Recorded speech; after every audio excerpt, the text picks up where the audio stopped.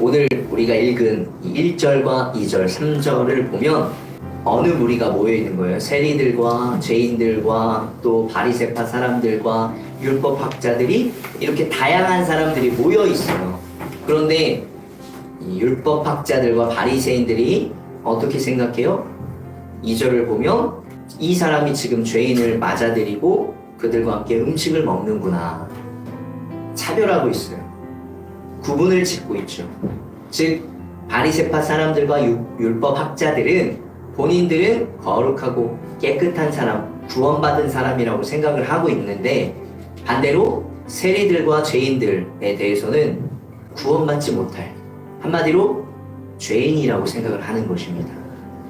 예수님께서 그런데 이들과 함께 있고 그리고 이들과 함께 음식을 먹으려고 한다라는 마음이 있는 거예요. 그래서 예수님께서 이 마음을 아시고 비유로 3가지 비유를 말씀을 하여 주십니다.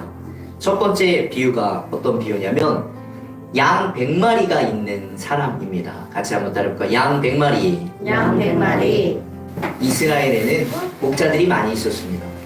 양 100마리가 있는데 그 중에 몇 마리를 잃어버렸어요? 한 마리를 잃어버렸습니다. 그런데 이 목자는 양 99마리를 놓고 한 마리를 찾으러 다녀요. 양 99마리가 어떻게 되든 상관이 없는 거예요. 지금 포커스는, 중요한 것은 뭐예요? 잃어버린 한 마리입니다. 근데 보통은 양들이 무리지어 있기 때문에 거기에서 벗어나는 경우가 많이 없다는 거예요. 그렇기 때문에 한 마리를 찾으러 가는 거죠. 우리가 이스라엘 최근에 50쇼 이런 것들을 보는데 지형이 좀 험난합니다. 절벽과 같은 그런 지형이기 때문에 양들이 이제 홀로 떨어져 있기도 하는 거죠. 그런데 그 한 마리를 찾아서 다녀요. 찾기가 어려울 수 있겠죠. 결국 찾았어요. 말씀을 보면 찾으면 어떻게 해요? 기뻐하며 자기 어깨에 메어서 집으로 돌아와서 법과 이웃 사람들을 불러 모으고 나와 함께 기뻐해 주십시오. 잃었던 내 양을 찾았습니다 하고 말할 것이다. 이게 뭐예요 지금? 너무 기쁘다는 거예요. 사람들한테 사람들을 불러 모으면 어떻게 되는 거죠? 그냥 불러 모아서 끝날까요? 뭐라도 해야죠. 불러 모았다라는 것은 뭐라도 했다는 거예요. 우리 커피라도 한 잔 마셨다는 거죠. 그러면 누가 사겠어요? 예, 당연히 잃어버린 양 찾은 사람이 사겠죠. 다른 사람 불러놓고 너가 사라 이렇게 하진 않을 거 아니에요? 양을 찾은 그 기쁨을 이렇게 잔치를 베풀면서 하고 있다라는 비유가 첫 번째 비유입니다. 두 번째 비유는 무엇이냐면 10드라크마를 가진 여인입니다. 우리가 드라크마 하면 한 사람이 하루 일해서 버는 돈이라고 생각을 하시면 됩니다. 즉 저는 한 10만원 정도 항상 생각을 하는데 여러분이 100만원이 있어요. 그런데 10만원을 잃어버렸어요. 그러면 여러분 찾겠어요? 찾지 않겠어요? 찾아요? 예. 그러면 그렇게 부유한 사람은 아니라고 생각하실 수 있습니다. 예. 10만원 잃어버린 것쯤이야 라고 생각하는 사람은 예, 좀 더 이제 부유한 사람이 되는 거죠. 근데 그 100만원을 가지고 있는데 10만원을 잃어버렸어요. 10만원을 찾아서 예, 집안을 샅샅이 뒤진다. 이런 내용이 성경에서 나옵니다. 그래서 샅샅이 뒤져서 똑같이 어떻게 하냐면 찾은 다음에 또 9절에 보면 법과 이웃 사람들을 또 불러 모아요. 또 불러 모아서 나와 함께 기뻐해 주십시오. 잃었던 드라크마를 찾았습니다. 이렇게 이야기한다는 거예요. 즉 똑같이 무엇을 베풀어요? 잔치를 베풀 수 있는 거죠. 그 사람에게 이 한 드라크마는 굉장히 중요한 돈이었기 때문이에요. 물론 예, 사람들 많이 모으면 한 드라크마 이상 더 쓸 수도 있겠지만 어쨌든 굉장히 중요한 기쁨을 나누는 우리 두 번째 비유라고 할 수 있겠습니다. 같이 한번 따라해볼까요? 10드라크마. 첫 번째는 양 100마리였다가, 두 번째는 10드라크마였다가, 세 번째는 무엇일까요? 두 아들입니다.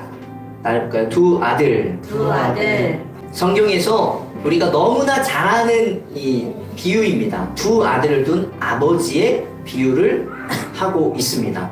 여러 가지 제목들이 있죠. 뭐 돌아온 탕자, 또 첫째 아들과 둘째 아들, 하나님 아버지의 그 크신 사랑, 이런 다양한 주제들을 다룰 수 있는 정말 유명한 비유이죠.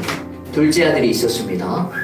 자기의 재산을 달라고 해요. 근데 그 재산을 달라고 하는 것이 어떻게 생각하는 거라고 했어요? 아버지에게 보통을 우리 오늘날도 마찬가지인데 유산은 언제 나눠요? 거의 돌아가신 후에 나눠요. 부모님의 유산을. 그런데 살아계실 때 유산을 달라고 하는 것입니다. 그것은 굉장히 부모님에게 못할 짓을 하는 거예요. 한마디로 얘기하면 당신은 이미 죽었습니다 라고 말하는 것과 동일하다는 거예요. 그렇게 이 둘째 아들이 하는데도 불구하고 부모님이 재산을 나눠주죠. 재산을 나눠주니까 그 둘째 아들이 다른 나라로 떠납니다. 우리 다른 나라, 한국 말고 다른 나라로 떠나서 돈을 가지고 떠나서 재산을 다 쓰고 낭비하고 그 다음에 결국은 어디로 가요? 돼지우리로 가잖아요. 유대인들에게는 돼지는 굉장히 그 불경건한 동물입니다. 소는 경건한 동물이고요. 근데 돼지에게 가서 뭘 먹어요? 돼지 주는 사료를 먹어요. 근데 사람들도 먹지 않는 그 사료를 먹으면서 본인이 자신의 삶을 돌아보고 차라리 내 아버지 집에 가는 게 낫겠다. 이렇게 어떻게 보면 회개하고 아버지에게로 찾아가는 거죠. 근데 아버지는 멀리서도 기다리고 있어요. 아들이 오니까 따뜻하게 안아주죠. 아들이 고백합니다. 제가 잘못했습니다. 제가 아버지의 종으로 삼아주십시오. 그러자 아버지는 뭐라고 얘기해요? 그런 말이 무슨 말이냐. 지금 네가 왔으니까 잔치를 벌이자. 내 잃어버렸던 아들이 다시 돌아왔다. 송아지를 잡자. 잔치를 벌이자. 내 반지를 빼어서 아들에게 주면서 잔치를 벌이고 있는 모습을 보게 됩니다. 이렇게 세 가지 비유가 있습니다. 근데 동일한 것은 무엇이냐면 잃어버렸던 것을 찾은 내용을 담고 있어요. 그리고 또 점점점 줄이고 있죠. 첫 번째는 뭐였어요? 100이었다가 그 중에 하나. 두 번째는 10이었다가 그 중에 하나. 세 번째는 2개였다가 그 중에 하나를 찾았던 내용을 담고 있습니다. 또 하나는 무엇이냐면 점점점 또 중요한 내용을 담고 있습니다. 양보다 더 중요한 것이 돈이겠죠. 돈보다 더 중요한 것이 사람인 거죠. 특별히 자기 자식을 이야기하고 있습니다. 이 세 가지 비슷하지만 또 다른 이 비유를 통해서 예수님께서는 하나님 아버지의 마음을 알려주시고자 하는 것이에요.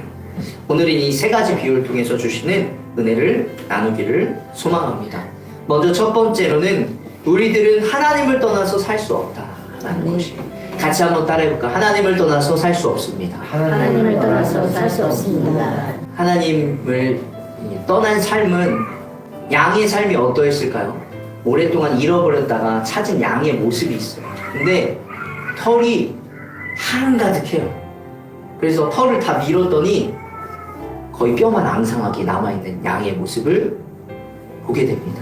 양이 이 목자를 떠나면 정말 아무것도 할 수 없고 밥도 먹을 수가 없는 거예요. 우리는 하나님을 떠나서 살 수 없다라는 것을 기억하시길 소망합니다. 17절에 보면 내 아버지의 많은 품꾼들에게는 먹을 것이 남아도는데 나는 여기서 굶어 죽는구나. 여러분, 하나님을 만나지 않았을 때 여러분의 삶이 어떠하셨는지를 돌아보시길 소망합니다. 하나님을 떠났을 때 하나님 없이 사는 삶은 정말로 공허하고 내가 죽을 것만 같은 삶이다라는 것이 제가 예전에 세미나를 간 적이 있는데 그때 어떤 한 자매를 만났어요. 큐티 세미나였는데 제가 이 목사님을 만나고 이 큐티를 만나고 제 삶이 살아났습니다. 이렇게 고백하는 거예요. 갑자기 처음 보는 사람이 저한테 그런 이야기를 하는 거예요. 그러면서 저는 이전에는 거의 죽은 것과 다름없는 사람이었습니다. 밖에를 돌아다니지 못했고 사람들 만나는 것이 두려웠습니다. 이렇게 고백을 하더라고요. 그 사람의 나이가 몇이었을까요? 저와 동갑이었습니다. 그 동갑인 그 여자분이 하나님의 말씀이 나를 살렸습니다. 이렇게 고백을 한 것이 작년에 일이었는데 너무나 생생하게 기억이 납니다. 우리 하나님 없이 사는 삶은 어떠한 삶일지 여러분들이 더 그것을 경험한 사람은 더 잘 알 것이라 생각이 됩니다. 반대로 하나님을 떠난 삶이 있었다라는 것은 무엇이냐면 다 처음에는 하나님 곁에 있었다라는 것입니다. 잃어버린 것은 원래는 같이 있었다라는 의미죠. 그렇기 때문에 여러분의 삶이 원래는 하나님께로부터 있었다라는 것을 기억하시길 소망합니다. 상실과 잃어버림, 우리에게는 큰 아픔을 줍니다. 우리 얼마 전에도 산불로 인해서 또 상실되고 큰 아픔이 있지 않았습니까? 그런 것처럼 그 아픔은 그런데 누구의 아픔일까요? 주인의 아픔입니다. 아버지의 아픔이고 또 여인의 아픔이다라는 것입니다. 즉 우리가 하나님을 떠났을 때 우리 역시도 아픔이고 고통이고 상실일 수 있겠지만 하나님에게도 역시 아픔이고 고통이고 상실이었을 것이다 라는 것을 기억하시길 소망합니다. 그렇게 해서 반대로 생각하면 우리는 하나님께 있을 때, 하나님 안에 있을 때, 하나님과 함께 있을 때 우리에게 역시 참된 안식을 주신다라는 것을 기억하며 살아가시길 간절히 소망합니다. 두 번째는 우리들은 하나님의 기쁨입니다. 같이 한번 따라해볼까요? 우리들은 하나님의 기쁨입니다. 우리들은 하나님의 기쁨입니다. 잃어버린 것을 찾았을 때 이 비슷한 말씀이 계속 나와요. 이와 같이 하늘에서는 회개할 필요가 없는 의인 99보다 회개하는 죄인 한 사람을 두고 더 기뻐할 것이다. 이게 양을 찾았을 때 말씀하신 것이고 밑에 10절은 드라크마를 찾았을 때 하는 말씀입니다. 이와 같이 회개하는 죄인 한 사람을 두고 하나님의 천사들이 기뻐할 것이다. 22절과 23절, 24절 보면 어서 가장 좋은 옷을 꺼내서 그에게 입히고 손에 반지를 끼우고 발에 신을 신겨라. 그리고 살찐 송아지를 내어다가 잡아라. 우리가 먹고 즐기자. 나의 이 아들은 죽었다가 살아났고 내가 잃었다가 다시 되찾았다. 그래서 그들은 잔치를 벌였다. 얼마나 기쁘면 이렇게 잔치를 베풀겠습니까? 즉 잃어버렸다가 찾았기 때문에 잔치를 벌인 거예요. 물론 잃어버렸다가 찾으면 우리가 기뻐할 수 있어요. 그러나 상상을 해보면 어떨 것 같아요? 진짜 기뻐할 것 같아요? 상상을 해보니까 안도할 것 같죠. 안도. 이해가 되시나요? 이게 안도지 기쁨이 아니라는 거예요. 기뻐할 정도는 아니라는 거예요. 양을 찾았다고 해서 잔치를 열 정도는 아니라는 거예요. 안도하는 거지. 다른 사람들에게 알리면서 내가 잃어버린 양을 찾았어 하면 사람들이 뭐라고 할까요? 아니 그걸 왜 잃어버렸어? 이렇게 얘기하는 사람도 있는 거예요. 제가 깜빡깜빡 많이 하는데 뭐 잃어버렸다고 하면 아유 정신 좀 차려야지 뭐 이런 얘기를 많이 듣지. 그거 찾아 다행이네 이런 얘기 많이 못 들어요. 그렇지 않겠어요? 돈도 마찬가지인 거예요. 어디다 정신을 놓고 다니길래 돈을 잃어버려. 근데 우리가 성경에서 기뻐한다는 이 말을 듣고 그냥 막연히 기뻐하겠지 하는데 이 세 번째 비유를 생각해보면 기뻐하는 게 사실 말이 안 되는 거예요. 왜 그래요? 자기에게 못을 받고 나간 아들이에요. 자기에게 상처를 주고 나간 아들이에요. 자기에게 아픔을 주고 나간 아들이에요. 물론 시간이 오래 지나면 그 마음이 옅어질 수 있겠지만 그 아들이 왔다고 해서 이렇게 기뻐할 수 있겠냐는 거예요. 내 아픔과 이 상처를 준 아들이 멀리서 오고 있어요. 그러면 그 미움이 아직도 더 쌓일 수 있는 거예요. 시간이 오래 지난다고 해서 우리 생각해야 될 게 뭐냐면 물론 자식이지만 생각해야 될 게 뭐냐면 감정이라는 것은 마냥 기쁜 감정만 남아있는 것이 아니에요. 안 좋은 감정은 시간이 지나면 지날수록 더 안 좋아질 수도 있는 거예요.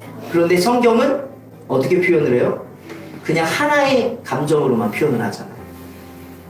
이게 하나님의 마음이라는 거예요. 사람의 마음이면 상황이 두 갈래로 나눠질 수 있어요. 기뻐하는 사람이 있을 수 있겠죠. 그러나 미워하는 사람도 있을 수 있는 거예요. 받아들이지 않으려고 하는 사람들도 있어요. 너 왜 왔어? 다시 나가. 이렇게 하는 사람들이 있을 수도 있는 거예요. 그런데 이게 누구의 마음이라는 거예요? 하나님의 마음이기 때문에 받아주는, 기뻐하는 이 아버지의 마음만으로 표현이 되어 있는 거예요. 하나님께서는 늘 우리를 받아주시고 기뻐하신다는 거예요. 아멘. 어떤 사람? 죄인 한 사람이 하나님께로 다시 돌아왔을 때 하나님께서 늘 받아주신다는 거예요. 아멘. 그래서 여러분들이 하나님께로 돌아왔을 때, 하나님께로 왔을 때, 다시 하나님의 자녀가 되었을 때 하나님께서는 이처럼 기뻐하셨다라는 것을 기억하시길 소망합니다. 아멘. 그래서 여러분들은 하나님의 기쁨이에요. 잔치를 벌이는 거죠. 말로 표현할 수 없는 벅찬 감동이다라는 것을 기억하시길 소망합니다. 스바냐 3장 17절을 보면 주 너의 하나님이 너와 함께 계신다. 구원을 베푸실 전능하신 하나님이시다. 너를 보고서 기뻐하시고 반기시고 너를 사랑으로 새롭게 해주시고 너를 보고서 노래하며 기뻐하실 것이다. 이 마음이 하나님의 마음이다라는 것이에요. 이 마음을 기억하시며 신앙생활 하시는 분들 되시길 간절히 소망합니다. 네. 마지막으로 세 번째는 우리들은 이미 하나님의 나라를 가진 사람들이다라는 것이에요. 같이 한번 따라할까요? 우리들은 이미 하나님의 나라를 가진 사람입니다. 하나님의 나라를 가진 사람입니다. 첫 번째 비유에서 99마리의 양들이 있었는데 이 양들은 문제를 일으키지 않을 거라고 그렇게 생각을 하고 있죠. 그래서 아까 보니까 뭐라고 써 있어요? 의인 99명이다 이렇게 표현을 하고 있어요. 양들은. 또 두 번째 비유에서 9 드라크마는 주인이 잘 가지고 있어요. 문제를 일으키지 않는 돈이에요. 이 돈이 또 사라질 가능성은 없겠죠. 그리고 세 번째 비유에서 이제 큰아들이 나오죠. 큰아들 역시 어떤 사람이에요? 이미 아버지의 소유를 가지고 있는 사람이에요. 28절에 보면 어떻게 해요? 잔치를 벌이고 있는 집에 화가 나서 들어가지를 않으려고 하고 있어요.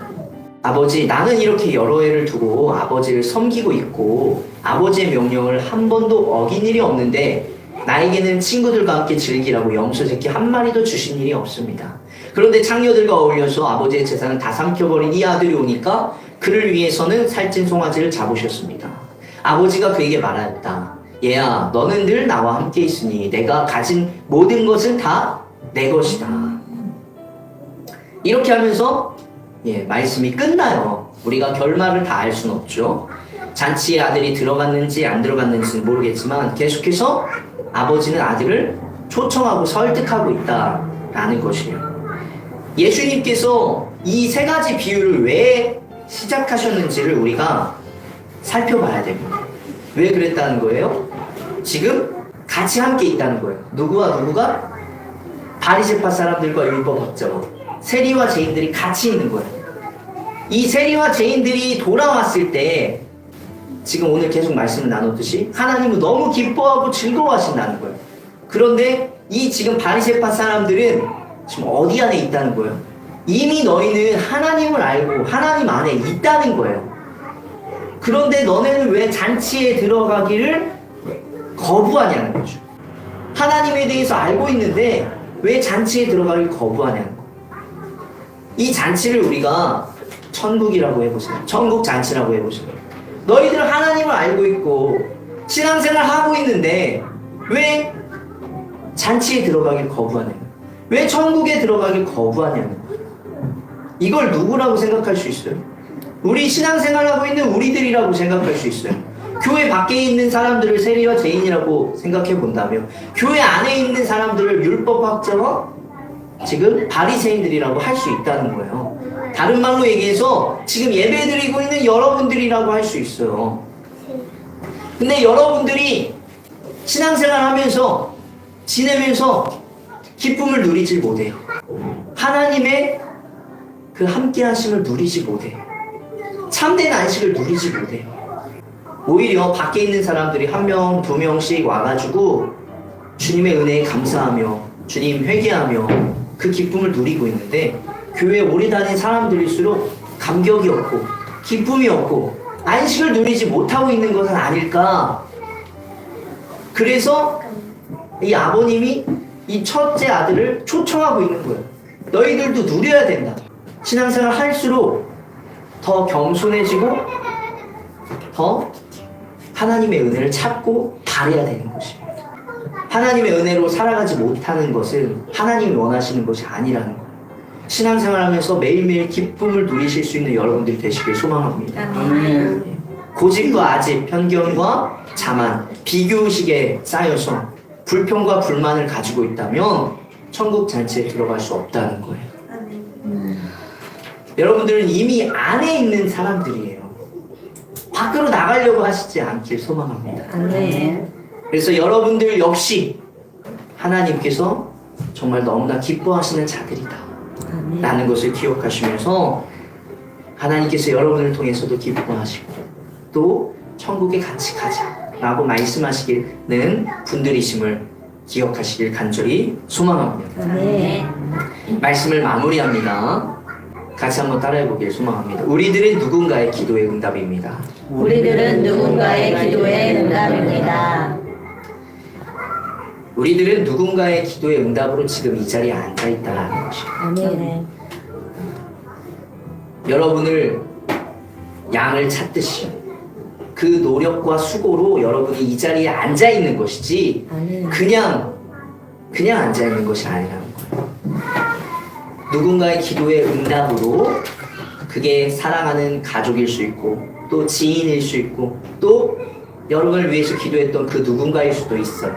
그렇지만 여러분이 알지 못하는 누군가일 수도 있다는 거죠. 그렇지만 그 기도의 응답으로 여러분들이 지금 이 자리에 있다는 거예요. 아무런 수고 없이 여러분이 이 자리에 있지 않은 것이에요. 잃어버린 여러분들을 찾으려고 그렇게 돌아다녔던 그 목자처럼, 여인처럼, 이 아버지처럼 굉장한 수고와 노력에 의해서 여러분들이 이 자리에 있다라는 것을 기억하시길 간절히 소망합니다. 하나님께서 여러분을 바라보시면서 너무나 기뻐하시고 또 기뻐하실 것입니다. 우리들의 모습을 살펴보면서 늘 하나님, 제가 하나님 안에 있길 소망합니다. 하나님 안에 늘 거하길 소망합니다. 그러면서 참된 안식과 기쁨을 누리실 수 있는 분들이 되시길 주의 이름으로 축복합니다. 아멘.